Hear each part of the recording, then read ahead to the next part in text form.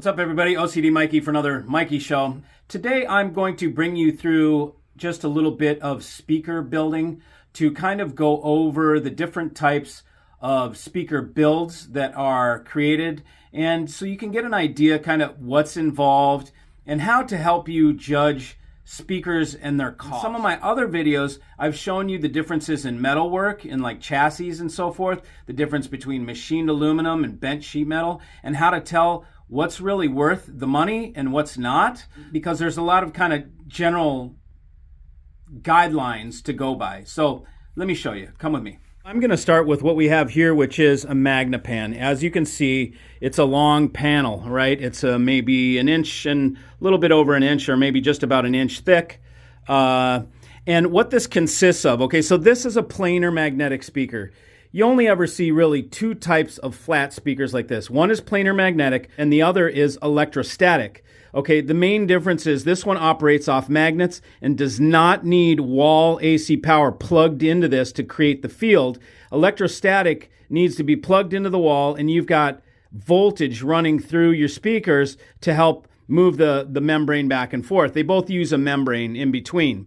Okay, but the planar magnetic is a different animal than electrostatic. So we're dealing with planar magnetic. Now, the big speakers that you see over here, Analysis Audio, those are also planar magnetic. And there are also other brands on the market. I can think of GT Audio is one of them. You know, you remember the old Apogees, that's another one. They're just different, and they're all planar magnetic. They all use the same technology, okay, with varying differences, right? Varying details about what kind of foil it is, what kind of magnets, but it's the same basic technology, okay? So what this means is, the way this works is it has a Kapton or a mylar membrane, which is a plastic film. That plastic film, if we get up close, do you see all those, kind of see those lines in there? That's aluminum foil, and it gets up at top, it folds in a 90, it folds over in a 90 and comes down. So this is one long ass foil, except for this part here where you see them get closer. That's a separate piece of foil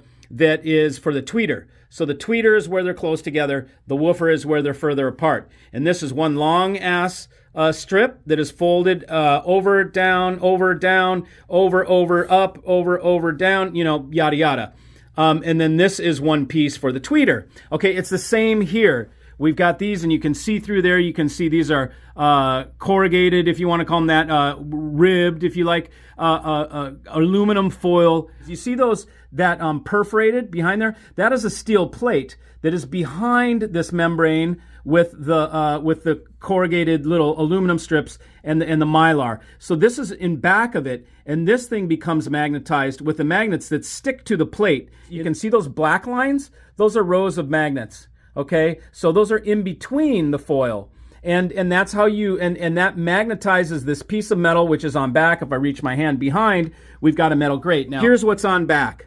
Okay, so you can see this metal plate, and if we look closer here, we see bar magnets. They're about 1 inch wide, right? And there's a bar, like this is how high it is. You can see the line right there. You can see the line right there. So it's a series of ferrite bar magnets. One here, one here, one here, one there. And they have to alternate the magnetic fields between this one and this one, the one next to it. There's a very particular way to arrange these, but this is the steel plate that they're attached to, and this steel plate holds them and becomes a magnetic structure as well.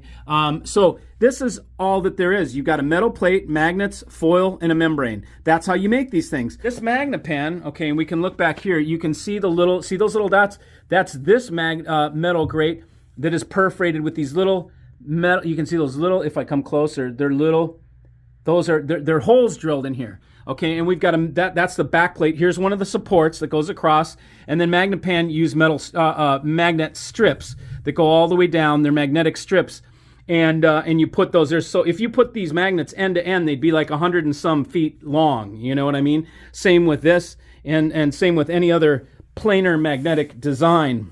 This frame here is nothing, man. It's MDF. It's just a frame. They make this to a price point, and what they create with this is absolutely stunning, because the sound for $1,000 a pair is ridiculous. The magic is not the magic is in the technology of planar magnetic. To give you an idea, this is an entry-level planar magnetic. Analysis right here, this is a 7-foot tall, 200-pound panel. It's also planar magnetic. Now, this piece here, again, it uses similar thing. It's got a frame. You can see it's a sandwich. There's a front cap, a back cap, and then the baffle, right, that this is all on. Okay, so what I'm getting at is to make a planar speaker like this, it's not as involved at all as making a cabinet, especially to make a cabinet sound good. Now, there is also a brand that's above the analysis that's made here in New York, USA, and it is the GT Audio. GT Audio takes this even farther, and they use neodymium magnets, okay, a much higher Gauss of a magnet, much stronger, much more precise, and just better. Any speaker that can use neo has many properties that make it ideal, and the GT Audio is no exception to that. Now, the GT Audio, with its 4 acoustic elegance subs, and then it's got 2 amps, instead of a plate amp, like is back here, the acoustic elegance has 2 amps that go on the shelf that are 1,000 watts each, so it's much more comprehensive, much of a higher grade setup than I have right here. And those are 65 grand for those planar magnetics, okay? 6.5. Anything after 65 grand to me is fluff. There's nothing that I think that is better, that costs more than a GT Audio. I think GT Audio Works pretty much, I think that's Audio Works. Those are the pinnacle of planar magnetic, in my opinion. You could gussy it up and pretty it up and just put aluminum and screws and all this crap and make them weird different angles and all sorts of crap and just sort of, you know, fluff them and then charge $150,000 for something that doesn't even have a cabinet. All it is it's a pretty, you know, straight wood door, if you will, with a planar magnetic setup, which I just showed you how it's done. And you know, so what I'm trying to do is show you so you understand when you go to look at these things and you think about what you're buying, you want to understand what you're getting for your money. If you want to throw your money away, it doesn't matter to you, then all the power to you. There's nothing wrong with people charging an arm and a leg for things that don't really warrant that. But as long as you are clear and people know what they're getting, then hey, it's fine. It's when they don't know that I feel like sometimes people are getting taken advantage of. So if you look at, again, this is 1-inch thick slate. You can see the slate, how it is. This was pulled out of the earth. There's only so much of this stuff. There's only so many quarries around the world. This came from Germany, this slate. And then all the speakers are made in Germany. So to try and get this perfect machined like that and get these put together with a nice line like that without flaking, this is a lot of work. And then you have to tune the box.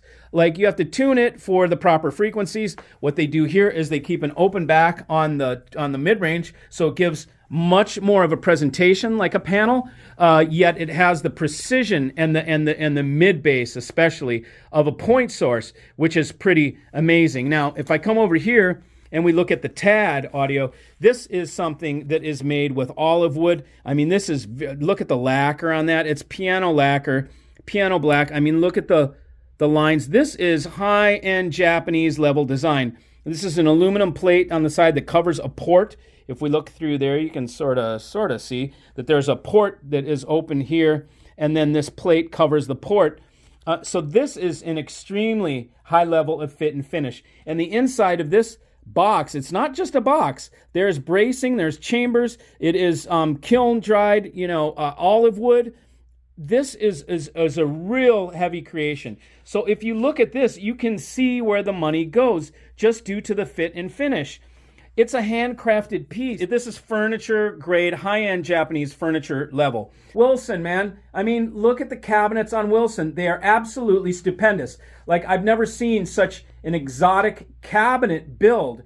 When you look at a Wilson, you know where the money went. The build is, it's the highest level of build, okay, for a cabinet. So if I look at a Wilson, it's 150 grand for the Wilson. Might not be to my liking sonically, but when I walk up to it, I know for sure that thing, I can see where the money went. I can see what my money is buying me. Another example of an exotic sort of a build on a cabinet. This is Vienna Acoustics, they're top of the line. You can see this is a custom driver made, and you can ask these things. They'll tell you this is not an off-the-shelf driver.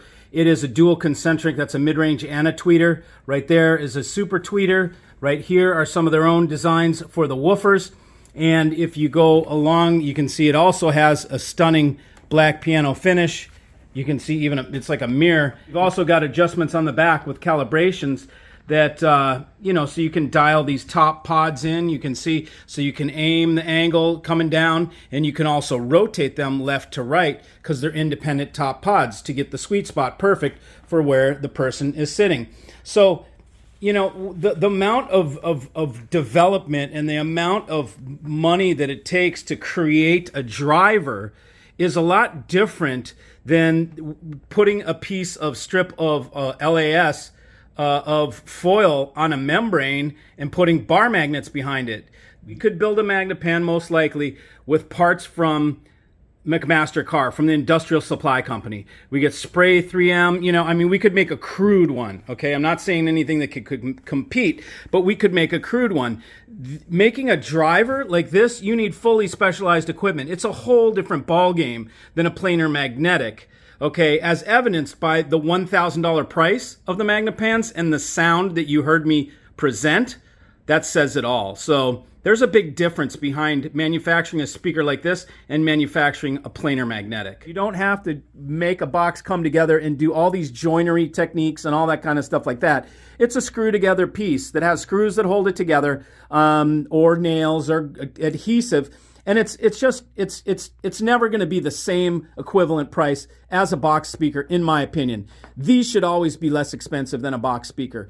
That's my opinion. And so, you know, those are some of the things to look at. Those are some of the things just to consider when buying a speaker, and ask yourself, you know, am I getting my money's worth, and is it just hype? With a lot of hi-fi, we depend on you guys not thinking about what went into it, because we can pull the wool over your eyes by doing that. We can just fluff it with a bunch of great words, make a great narrative about it, and you don't really think, oh, there's no cabinet in that thing. This is how a panel speaker works. It's a freaking slab of wood, and a lot of them don't even use ply. They use just MDF. It's a slab of wood with cutouts on it. So if we look at the planar magnetic, it's just a rectangular cutout instead of circle. That's the only difference, is we got a rectangular cutout, and we've got magnets and steel and foil and membrane. So you have to think to yourself, what goes into the planers, what goes into box design? Does this look like it costs more money than this? Well, yeah, it probably does. And it really does, you know. So it should be priced accordingly. Now, Magnapan is priced accordingly. They're $1,000 for these freaking things. Here's a high-level 7-foot tall planer. This one's 30 grand.